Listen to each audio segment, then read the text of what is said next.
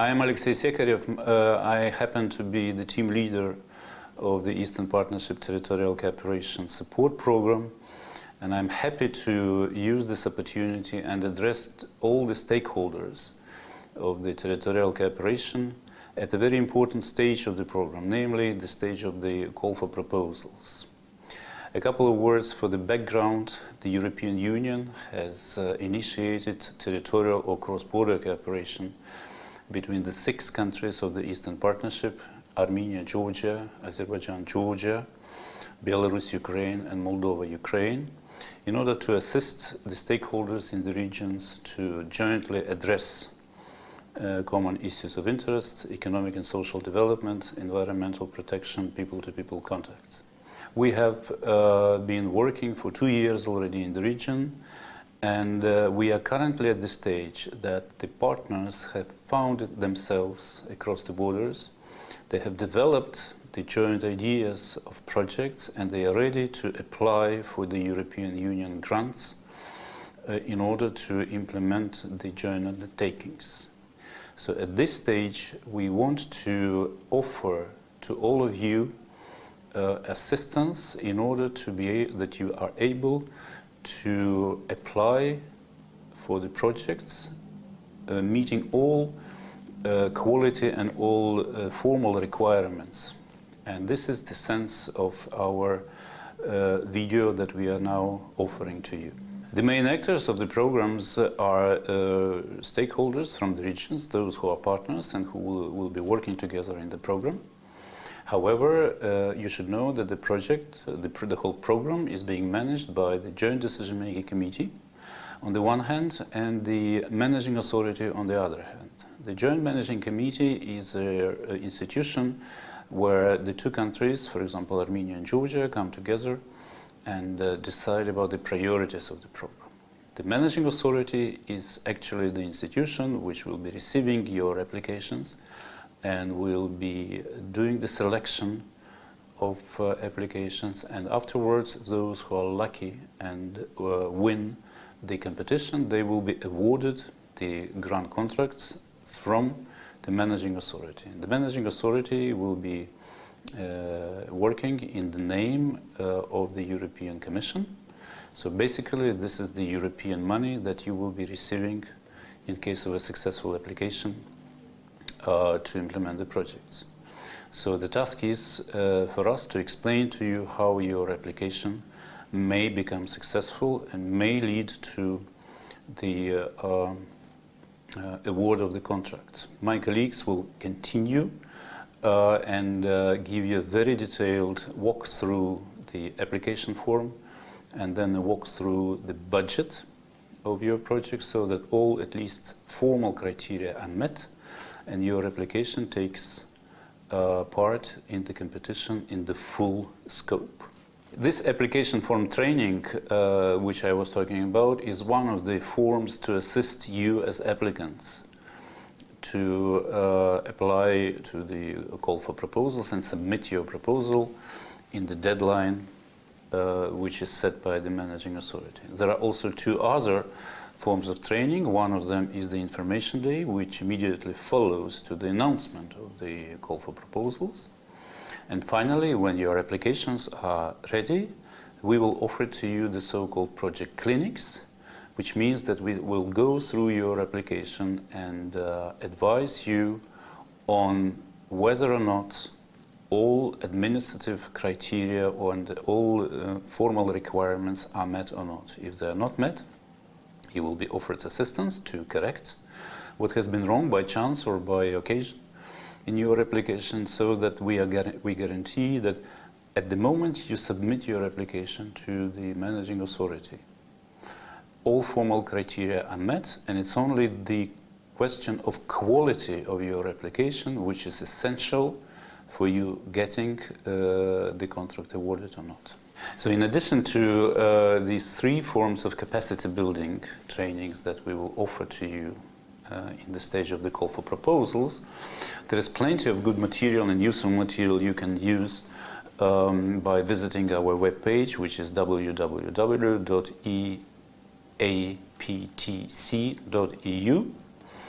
And these are best practices which have been gathered in the framework of territorial or cross-border cooperation in other European regions. This is between the European Union member states and, on the other hand, European Union member states and the neighboring countries, for example, Moldova, Ukraine, and Belarus, Ukraine, Poland, and so on and so on. The other thing is that you can find there profiles of international donors that are working in your region and can be useful when you will be in need of showing how you do the co-financing for your program.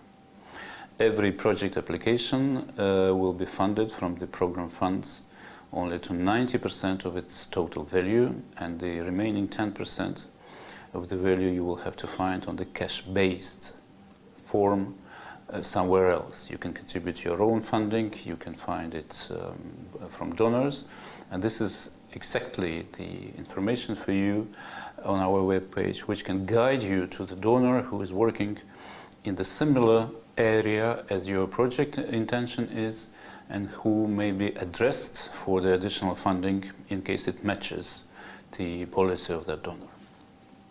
We have also prepared for you and placed on the webpage the so-called guides to the national requirements. Every applicant to the program operates in its national environment of legal and administrative regulations, and the overview of those regulations you will find as well on our webpage, where you can see how do I post my banking details, what implications this posting or information about my banking details has for my application, and all sorts of things related to work international grants are presented in those guides. And then we also have prepared the overview of typical mistakes based on the other programs' experience, which are made by the applicants and which are very sort of minor, but they can lead to the fact that your application is simply denied at the very initial stage of formal checks. So this is, once again, on the one hand, you can see on the web page under the typical mistakes, and on the other hand, this will be attended also in the project clinics, which I mentioned a little bit earlier. The call for proposals comes at the stage where the society in the local units and also nationwide are already informed about the essence of that program. What does it mean for the country? What does it mean for the regions?